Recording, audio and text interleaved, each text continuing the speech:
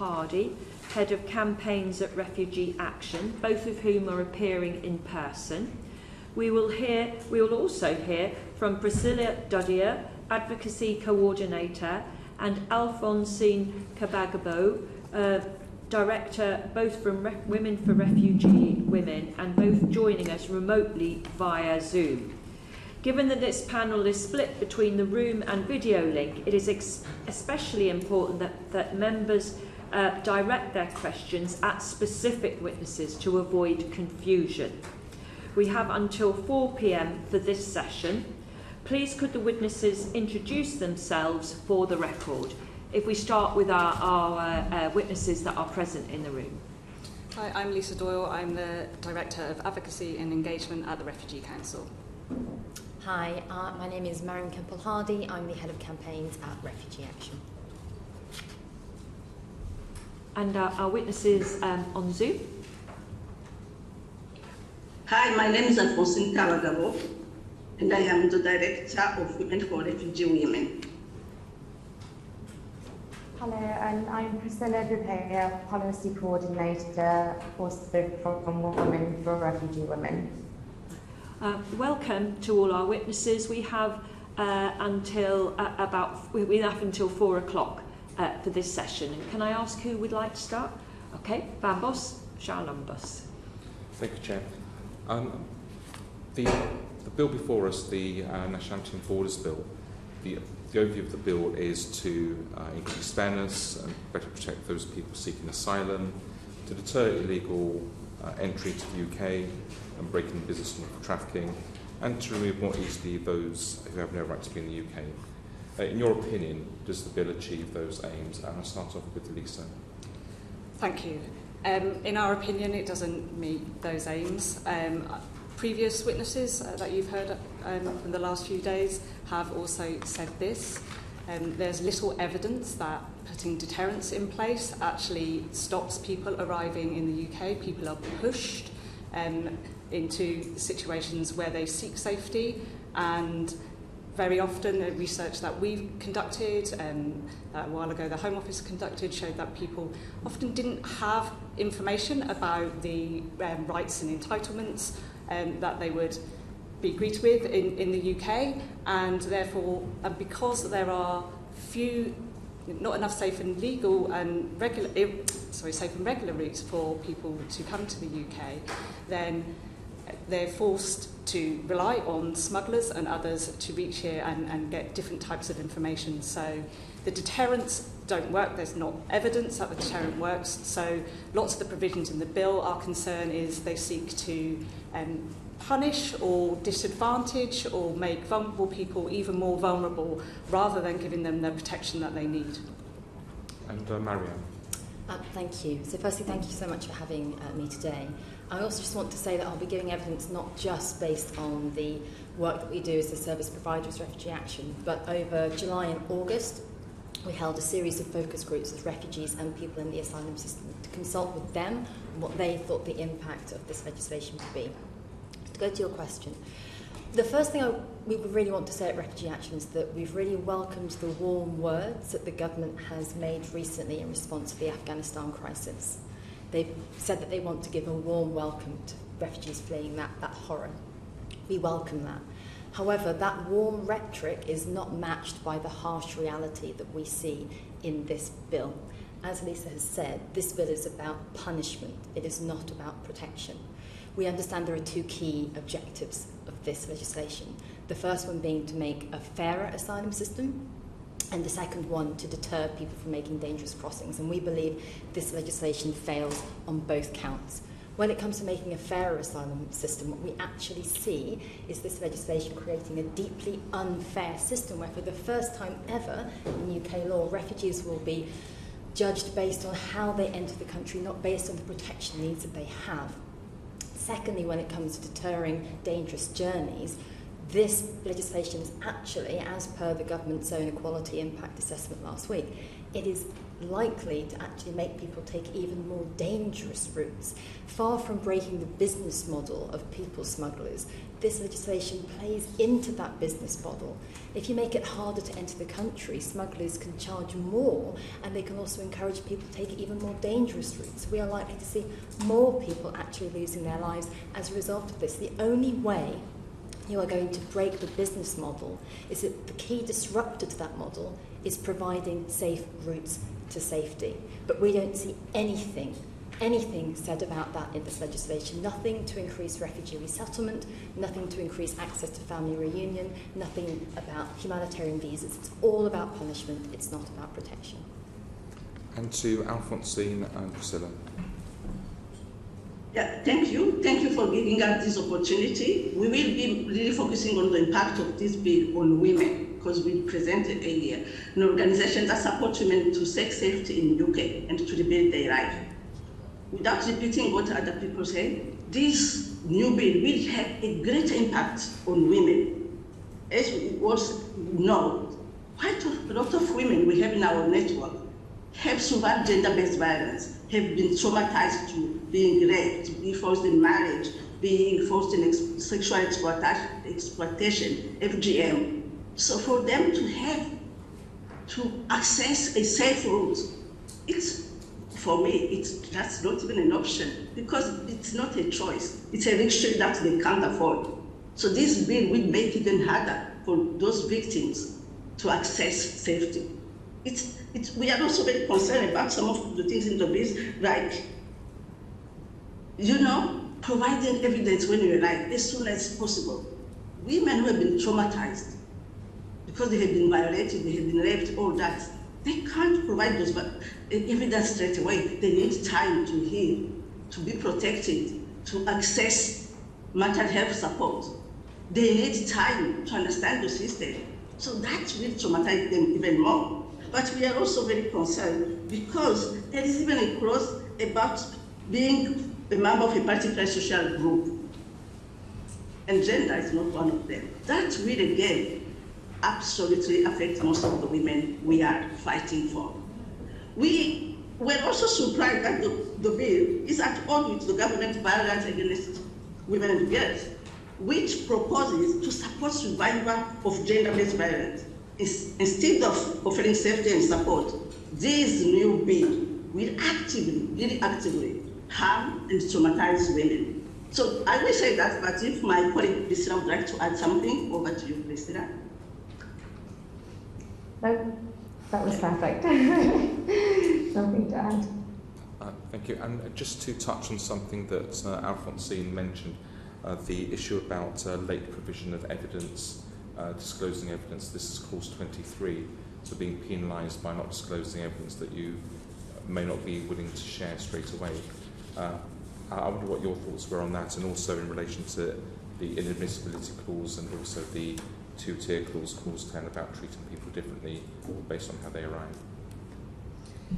In terms of the two-tier, it just seems incomprehensible that we would treat somebody differently based on their mode of arrival, not because of their protection needs. You could have this perverse situation where you have next-door neighbours from Afghanistan, one finding their way, fortunately, onto a formal resettlement route, the other one being forced to take the decision to make a dangerous journey and then reach the UK shores and get a different level of protection and a different level of rights than their next door neighbour, even though they would be fleeing the same persecution, the same threats.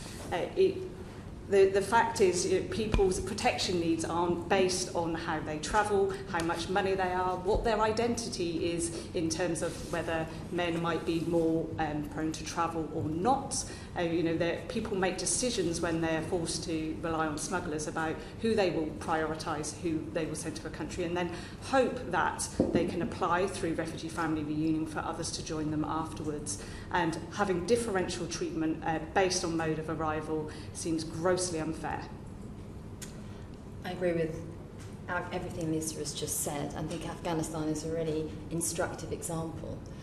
The whole world witnessed in August what it is like when a country unfolds itself in crisis, how chaotic it is. We saw how few, how precious those places were on those planes. It's fantastic that the government has committed to take in 20,000 refugees over the next few years from Afghanistan. But we know that that is a drop in the ocean. We saw people clinging to the sides of planes. That is how desperate they are to reach safety. So whilst we welcome the fact that the government has said that it will take in 20,000 Afghan refugees, we are very concerned about what is going to happen to the 20,001st Afghan refugee who arrives after this legislation. That Afghan refugee, as Lisa says, will be fleeing the same horror, but they will be treated as a second class of refugee. And when we spoke to our focus groups, they said that if they were to get refugee protection of this kind, a second class version of protection, their life would be one of you can't, you can't, you can't. Yeah. Because they said, look, this is temporary protection, is no protection at all. All the building blocks of rebuilding your life, being able to access a job, being able to rent somewhere, being able to send your children to university, they thought that with very unstable immigration status, all of that would be far, far, far beyond them. So as a result of that, we believe that this whole concept of temporary protection, as I say, it's no protection at all. It's a system of punishment, not protection. And the same question to Alphonsine Priscilla. Yeah, Priscilla? Yeah, I mean, without sort of repeating what's already been said, I think what we would really like to highlight that as well as distinguishing between refugees based on their mode of arrival, the bill also distinguishes refugees based on, at what point they've claimed asylum, and punishes those who haven't claimed asylum, quote, without delay. And so as an organisation, as Alphonsine highlighted, that supports a large network of women who've survived the most horrific cases of sexual and gender-based violence, we're concerned about the fact that women who've survived that violence would be punished by this. We know that women who've experienced that kind of violence have issues in disclosing that, and those issues are well acknowledged in Home Office policy. That policy talks about the barriers that feelings of shame and guilt create, the stigma that comes with sexual violence, the fear that some women might have of reprisals from community and family members. That same policy actually goes on to say that late disclosure should not automatically prejudice a woman's credibility.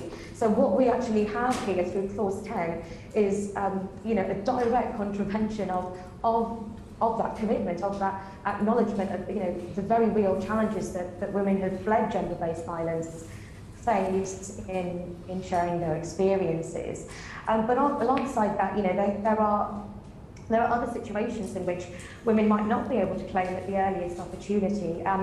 So, for instance, many women we have spoke to in our network had no idea that they could, claim refugee protection on the basis of the gender-based violence that they have faced. There are other women who, fled violence, who didn't intend to stay in the UK for a long period of time, so came here on a visa, wanting to escape persecution with the intention of going back, but sort of later discovered that actually, no, there's a grave threat to my safety still, and I need to stay. And if the committee would let me, I would like to just briefly share the story of one such woman, a woman called Agnes, who is a refugee woman from a West African country. Now, Agnes fled political persecution. She fled her country. She was in danger, and eventually she decided to go to the UK, where her daughter was studying at the time. It was the only family member that she could be with. Now, she wanted to return, but once she was here, she realised that actually, political opponents are still being targeted. The First Lady for whom Agnes was working as an assistant, was in prison at the time that Agnes was in the UK, and she realised that actually it wasn't safe for her to go back. You know, Agnes said that she was expecting to go back home quickly, but she could not. When I realised my visa was going to expire, I went to Croydon to ask what to do, to apply for asylum, and that's what I did. Now, unfortunately for Agnes, she was locked up in detention, which she found hugely traumatising given her previous experience of incarceration. Her claim was refused at the initial stage at appeal, and she had to lodge a fresh claim. Today, Agnes has refugee status, and we are immensely honoured to say that she is part of our team at Women for Refugee Women. She works as a detention campaign spokesperson. But this is all just to highlight that there may be legitimate reasons for why vulnerable women are not able to claim right away, and we don't think that it is acceptable to be punishing them. Thank you. And just one more question to the witnesses. This is something that Priscilla touched on in her response about accommodation, asylum accommodation. Just wonder what one of this proposals of this bill will do would be to increase the need for asylum accommodation. Obviously, we've heard about the issues at Napier Barracks, and obviously people are being kept in hotels at the moment, people from Afghanistan. Just wonder what your thoughts were about the clauses to do with accommodation and the impact that has in the bill. So again, Lisa first. Well, at the Refugee Council, we're really concerned about having large-scale accommodation centres being set up where essentially people are kept away from the communities that, should they get refugee status, they would want to integrate into and be able to integrate into. So they will have little contact with friends, neighbours, couldn't volunteer. All of those kinds of things are a real worry. And the dispersal policy as it works now is that people are housed within communities. There are little details about the accommodation centres, and we're aware that the Home Office has started to tender out for these. But lots of the details on that is privileged to those who want to bid. But we want to know who would be put into those centres. Napier Barracks is a really good case of looking at suitability for people, and we know particularly in COVID there were particular risks, but independent inspectorates showed that parts of Napier were not fit for human habitation. But in terms of vulnerability, the Home Office has alluded to the fact that they wouldn't necessarily put vulnerable people into large-scale accommodation centres. But they don't have a very good track record at actually identifying vulnerable people at an early stage. And many people were removed from Napier because of their vulnerabilities, but because NGOs and charities took legal cases against the Home Office, and then the Home Office removed them. So the safeguards aren't there.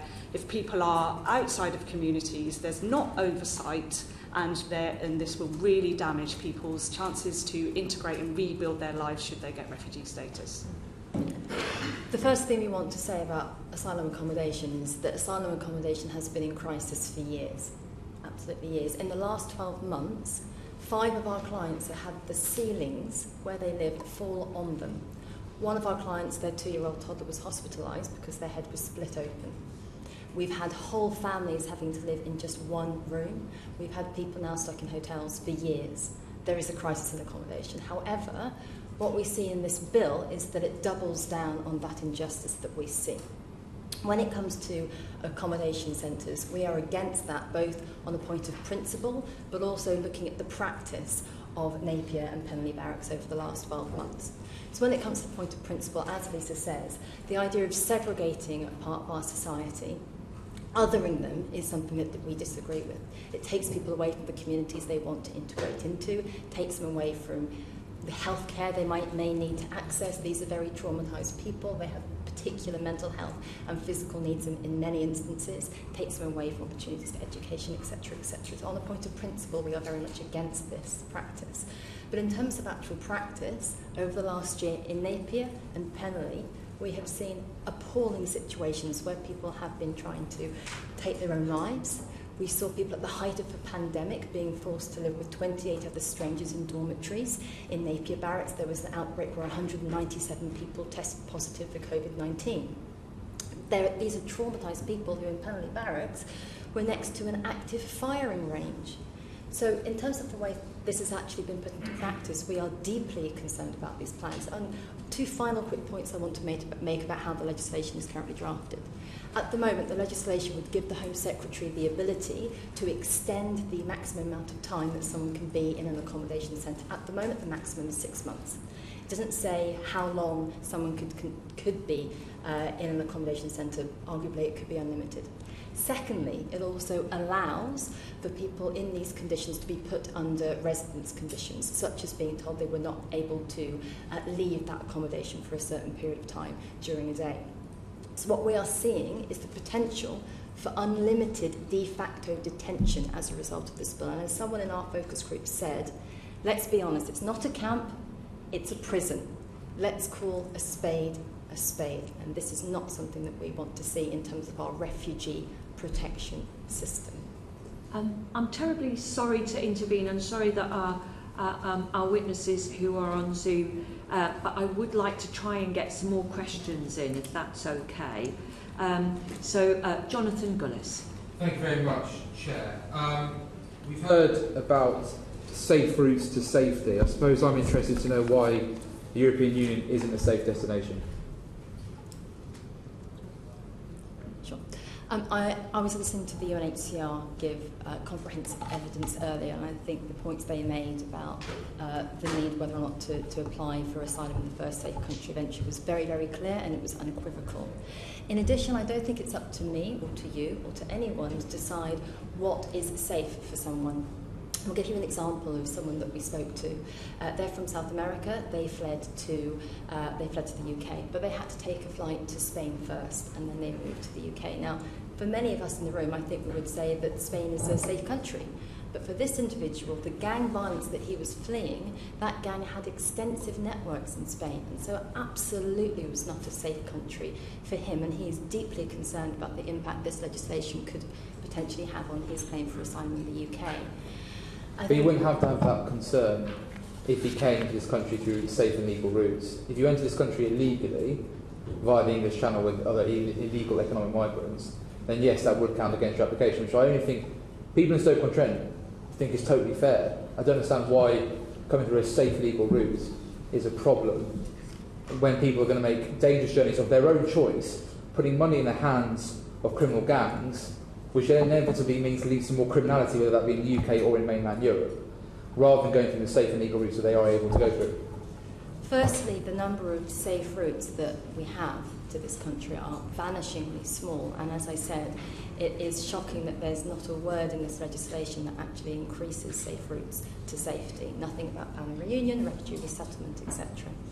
However, on the issue of channel crossings, and thank you for raising it, at Refugee Action, we do not want to see people crossing the channel. It is dangerous. We do not want to see that at all. However, the rhetoric around this particular debate, we notice it often focuses on the question of how do we keep people out, not how do we keep people safe. And actually, if we were to ask this question, how do we keep people safe? There are very clear policy solutions. Like I say, it's about family reunion, refugee resettlement, etc. But nothing to increase safe routes is in this legislation at all. Would you not agree then that with the His Excellency George Brandis, the Australian High Commissioner, actually one of the ways is disruption and deterrence, and actually one of the solutions is to deter people making that dangerous journey, therefore not endangering their lives or their family members' lives, and that means regional offshore processing. It does mean pushbacks, and it does mean as well that we take harsher action, aka the idea that if you enter this country illegally, that will again count against you when you make an asylum claim. If we do that stuff, people will not be making those dangerous journeys, and ultimately that will be the thing that saves their lives. As I said earlier, the evidence is clear that actually if you make it harder and harder to enter a country, that doesn't break the business model of the people smugglers, as the government's own equality impact assessment stated last week, it actually plays into that business model because you enable them to charge higher prices, and actually people are more likely to go via much riskier routes. So in terms of deterrent, that's not going to be effective. What will be effective, the most radical way to disrupt this business model is to actually focus on how do we keep people safe, and that is about increasing access to safe routes. In terms of offshoring, I don't know if Lisa wanted to I'm ever so sorry, but given the shortness of time, rather than go to another member of the panel, I'd like to get someone to ask a question, and I'd like to give Alphonsine and Priscilla first go at answering the question. Robert Goodwill. Yes, thank you very much indeed. In fact, my question was directed to the ladies down the line. When we worked with the French government to clear the camps at Sangatte and brought, I think, 750 asylum seekers across, as I recall, about 90% of those were men. Do you share my concerns that the illegal routes of entry to the UK tend to very much favour men, whereas some of the more organised routes through the UNHCR, the resettlement programme we've had, could actually ensure that women who are particularly at risk through exploitation or sexual exploitation could be actually prioritised, or at least allowed to have equal opportunities to come to the UK under those schemes, and that by having a system at the moment where we have, or not a system, but having a situation at the moment where we have people coming illegally into the country which tends to favour men, that women are being disadvantaged?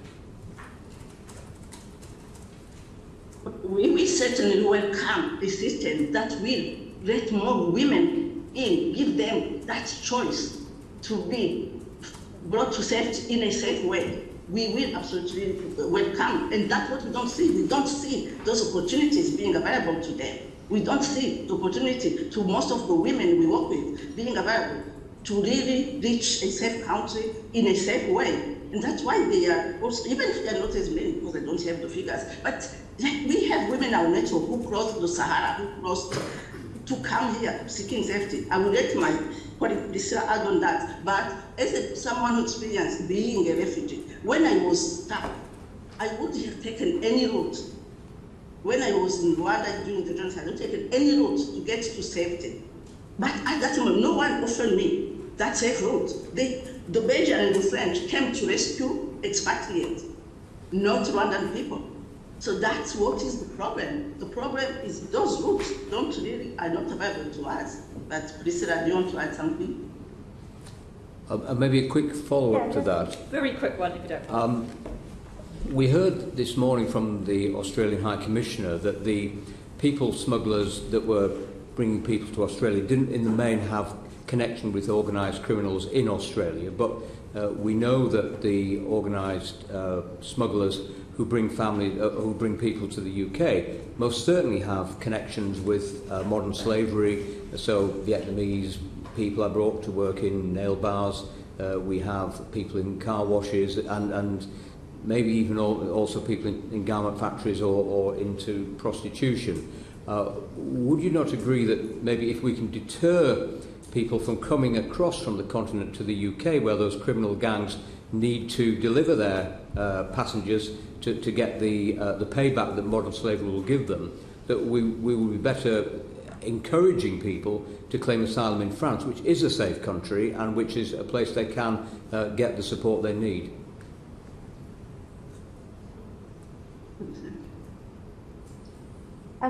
I don't think that, as my colleagues have already said, the way to sort of deter these gangs and so on is to create more safe and legal routes. So to expand that global resettlement scheme, to set a number, to prioritise women who have survived sexual and gender-based violence, it's to expand family reunification laws, but also to look towards other routes. My connection did cut out a bit, so apologies if I'm repeating what's already been said, but exploring humanitarian visas, for instance, we would strongly urge the government to do that. I mean, right now, there is no means by which someone can, there is no asylum visa that exists, and we think all of this would really minimise the risk of people taking, dangerous journeys. But as Alphonsine has already highlighted, you know, safe and legal routes aren't available to everyone, unfortunately, and we must not shut the door on those vulnerable women who cannot avail themselves of the routes for reasons that are entirely beyond their control. You know, just looking to the situation of Afghanistan, for instance, you know, the two-tier system would just lead to immense cruelty and absurd results where you could have, you know, a female Afghan journalist who is really vulnerable, gets through on the resettlement scheme, and then female Afghan journalist B, who is just as vulnerable, but for whatever reason cannot access that resettlement scheme, has to quickly uproot herself, you know, from danger. And we've heard the reports about, you know, from civil society organisations about Afghan women being targeted. But because of the way that she has journeyed, because of this irregular route she has taken, you know, she's punished. So yes, we need to create routes, but we can't punish women like that. I mean, what is our asylum system if those are the consequences that ensue for vulnerable women? Thank you. I'd like to bring in a representative from the SNP now, because they are yet to ask any questions. That would be Madam Chair. Thank you very much. Thank you very much for your time today, all of you, and for everything that you do for some of the world's most vulnerable people. I've got a question specifically for Lisa. You say in your written evidence that the cost of prosecuting and imprisoning those seeking asylum, if we go ahead with this bill, could cost up to £400 million more per year than the current system. Given that parts of the UK have a prison system already bursting at the seams and an asylum decision backlog of 70,000 people living in limbo, unable to contribute to the economy, if you could spend that £400 million, how would you use it to improve the immigration system? Cool. I think certainly by expanding the safe routes that we've been talking about, just sort of referring back to a question that was asked earlier about women and children, on the bill, if the government is serious about prioritising vulnerable women and children, then the proposals to limit family reunion rights will actually run counter to that, because 90% of people who join people on family reunion are women and children. We do have an issue with decision-making being too slow. At the Home Affairs Committee yesterday, the Home Office said that the average waiting time is a year now, and what we all want are quick and efficient and accurate decisions, which would mean that anyone entering the UK would have their claim assessed quickly, and therefore that would flow through the system. It would reduce the pressure on asylum accommodation at the moment, and putting more sort of decision makers into the Home Office would certainly help. There could be improvements in quality of accommodation, and expansion of safe routes would definitely be something that we see as a good investment for Britain to play its role in the international protection system.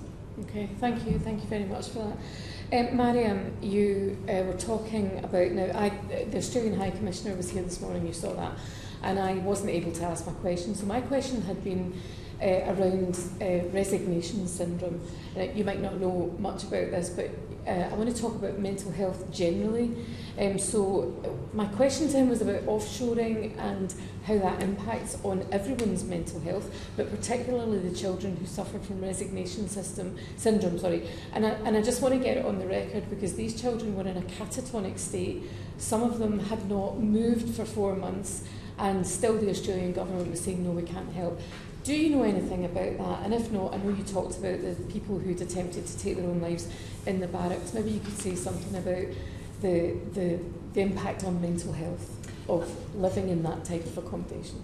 Sure. I'm afraid I can't speak on resignation syndrome, I'm afraid. However, in terms of mental health, I've mentioned there are a few crises in the asylum system, but one of them is definitely a mental health crisis. When we speak to refugees and people in the asylum system right now, they explain that the impact of the system, not just in accommodation, but the system overall. In fact, one person here has said, this person has been waiting almost 3 years for a decision on her claim. She says, it has destroyed me psychologically as a person. So we have a system where people are left in limbo for years, and when they're waiting, they are not allowed to work. They are effectively banned from working. They have to live on £5.69 per day, effectively state-sponsored poverty. People tell us that they feel that they have lost all purpose, that they feel mentally under, it's almost like a mental war, is how sometimes they talk about the experience of the asylum system. Complete re-traumatising. These are people who have made it here, trying to seek safety after going through a very traumatic process. However, as I said before, this legislation is only going to double down on that injustice. It's going to build into the process an additional 6 months wait if someone's inadmissible, if their claim is deemed inadmissible, and they have to wait 6 months to see if the government will be able to deport them. It's unlikely they will, and then after 6 months they then enter the asylum system.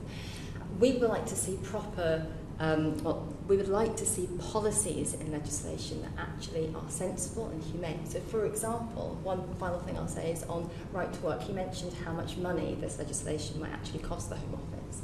Well, actually, there's sensible policies we believe that would save the Home Office a huge amount of money and also really help people who are in that psychological limbo when they wait for their asylum claim to be processed.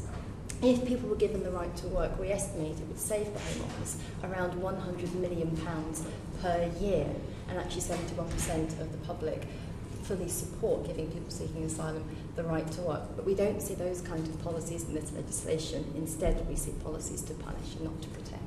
Yeah, Right, I'm very sorry to intervene now. Paul Howe. Just want to go back to something I wanted to add with you, Mary. I mean, it was just something you said earlier. There was, you were talking about the information that refugees had in terms of the decisions they were making, the outcomes they were expecting. And I'm just going back to something we heard in discussions yesterday, which I end up getting. I've never been in your world. I really respect the work that you do in this space, but it seems that we're getting conflicting information in terms of. If the legislation is going to make a difference, then it's got to make motivations into what actions the refugees take in terms of coming here. On the one hand, you talk about push being the one that's driving it, not pull. But on the other hand, we hear people talking about, well, if because of this rule or this part of the legislation, it stops coming or it makes them concerned about coming. How can they be concerned, or how do they get that information? I don't see that information that they're getting from the bill is actually going to be a motivator, because it all seems to be about push. It seems to be about getting away from where you are, as opposed to even any thoughts about what they're going to find when they get here.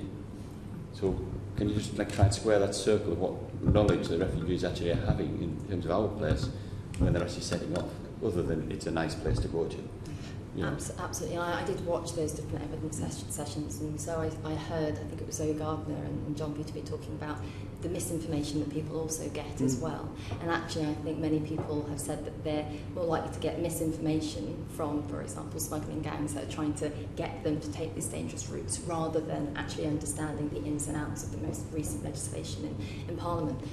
The people that we have spoken to in the asylum system, they're talking about the legislation that they're seeing. They're talking about the asylum system they're experiencing once they are here. But before they left to come here, many people explained that they knew very, very little about how to claim asylum in the UK. It was only when they arrived here that they understood what that was really going to mean, because, as you say, it's all about push factors. People explained to us when they needed to leave, they needed to leave. They didn't have any time to sit down to do the research. One person was living in a refugee camp, and they thought that there were only 4 countries in the whole world that actually would provide asylum. One of the things that the focus group said was they felt that this legislation fundamentally misunderstands the concept of what being a refugee is, as though it's a choice that you can choose where to go and how to get there. When actually for them it wasn't a choice. It wasn't a choice to come to the UK, because the UK was where they believed they were going to, that was safety for them. That was, one person said, this is where I felt I was going to be welcome and where I was going to be free, because they have language ties, they have family here, things like that. That's why the UK is the place of safety for them. They're not shopping around and going, okay, it's a nice place, and that is the place of safety for them. So I think the key thing to try and square the circle, I'm not sure if I have, but people have very limited access to information in that chaotic moment of trying to leave, as we saw in Afghanistan. They come here, and many people, I think quite sadly actually, looking at this legislation, have said that they believe that the UK was a place that was a beacon of human rights and would protect them. That's why they are here. And then they are actually quite devastated to learn of the plans and actually how they've been treated in the asylum system so far. And as I say, these plans will simply double down on that injustice that we already see. Just a slight follow-up, Chair. And can I confirm that? Can I confirm what Judge you said, Maya? Some people, we choose to come here also because of historical connection and history they have. You know, the language, if you have been colonized by UK, you feel safe to come to a country you have the history. When I was a refugee to Belgium and speak French, I felt safe and the family in Belgium, I feel that's where I need to be. So we need to understand we're talking here about people, not numbers. People are trying not only to survive, but to rebuild life. And rebuilding life means sometimes you think, where do I have a chance to rebuild life? Not just to be a refugee, but to be a person again. And that's what I would really emphasize. No, and I get that. I think my concern really is how we get the message back round to the beginning, because I don't understand, the refugees that do get here and do therefore get some messaging back to the people back where they came from. Is that not actually the most efficient method of actually giving anything that's true back to them, as opposed to what noise they're getting from people, smugglers, etc.? And therefore, the more that message is that the best way to come is the safe route, because you're not going to come, if you come across the channel, you're going to be into all sorts of problems. So therefore, you want the motivation to do that way rather than anything else. I'm ever so sorry. I do want to try and get another question in. Could you, whoever's going to answer Paul's question, Neil, do you want to? Did you want to come in and answer? Yeah, I did on a separate issue, but we'll answer both questions together, because that will probably be the last one. Yeah. Thanks, yeah. I think it was Mary mentioned that there's vanishingly small safe routes, which creates the incentive to take dangerous routes into the UK. So, to any of the witnesses, what safer routes would you like to see extended, and how can they be added to this bill? Shall I answer just quickly? You answer that one because of that. Yeah, I think in your question you said, how can we get information out to people that they should be taking the safe routes instead? A very simple and quick answer is that there are vanishingly small safe routes, and so for most people that is completely irrelevant. The only way that you're going to enable, if you're talking about how do you help people to take more safe routes, create more safe routes. Nothing in this bill creates more safe routes. So to your question, one of the things that we have been calling for a long time now is for the government to announce a regular annual global commitment to refugee resettlement. We've been calling for the government to resettle 10,000 refugees on an annual basis around the world. That is something that we believe is absolutely possible. The UNHCR in the past has said that is absolutely feasible. And so that is one of the things that we would like to see the government do, is to really say, take this legislation and do what it has set out in its rhetoric and create safe routes to safety. There are other different types of routes. I believe the British Red Cross spoke in particular about family reunion, but we would like to see, it's one of the key things the government could relatively easily do. We previously annually took in 5,000 Syrian refugees. Let's up our ambition. Let's meet those ambitions of global Britain and say, yes, we will take in 10,000 refugees around the world. It was great that we saw the Afghan resettlement scheme being announced, but that's only an answer to today's current crisis. We want to see a resettlement programme that is set up to address not just the crisis of today, but also the crises of tomorrow. We have a couple of minutes. Can I ask, is any other part of our witnesses want to say something briefly in answer? Can I just add on that? I agree, resettlement needs expansion. Refugee family reunion is a really good safe route. It's been used by 10,000 people, 90% of whom women and children. This bill seeks to reduce rights to refugee family reunion rather than expand them. Also, Priscilla mentioned a humanitarian visa, a visa that would allow you to travel to the UK to claim asylum. You would still have your asylum claim looked at, but you could formally, legally get on a plane, come to the UK. You have to be physically present in the UK to claim asylum, so that would be helpful. However, I will say, no matter how many safe routes that you open up, you should not be closing down routes for people to come who need to enter irregularly or need to leave. This is in the convention, as was just highlighted very, very strongly by UNHCR, and all of these safe routes will have categorisations and formal processes for people and criteria for people to meet them, and that will not cover everyone. Yet there will still be people who sit outside of those who will have protection needs, and we should be honouring those. Okay. Craig Whitaker, can I just... Yeah, just a very, very quick question on what you just said. Just for absolute clarity, so are you saying that we should not be closing down routes where people are drowning and dying to get here? We don't want people to drown and die to get here. But you said we should not be closing those routes down. That we should not be punishing people who feel they are forced to travel irregularly to enter a country, which there's a precedent in international law to do that. And all of the evidence that has been said in previous days, if you build your walls higher, then the people smugglers become more and more sophisticated and have to take clarity, for absolute clarity, you would rather see people drown and go through those processes? Of course I would not want to see people drown. I would not. What I am saying is that there will always be a need for people to enter countries to seek safety that are not on formal safe routes, because formal safe routes are not broad enough to encompass everybody. And the reality is people are desperate and they need to move and they want to rebuild their lives. Thank you. Order. I'm afraid that brings us to the end of the time allotted for the committee to ask questions. I thank our witnesses on behalf of the committee for their evidence.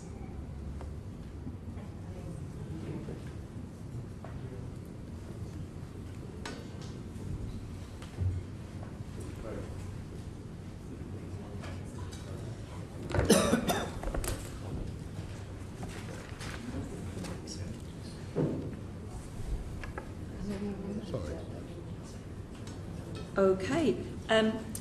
Our next panel are all we're all going to hear from remotely.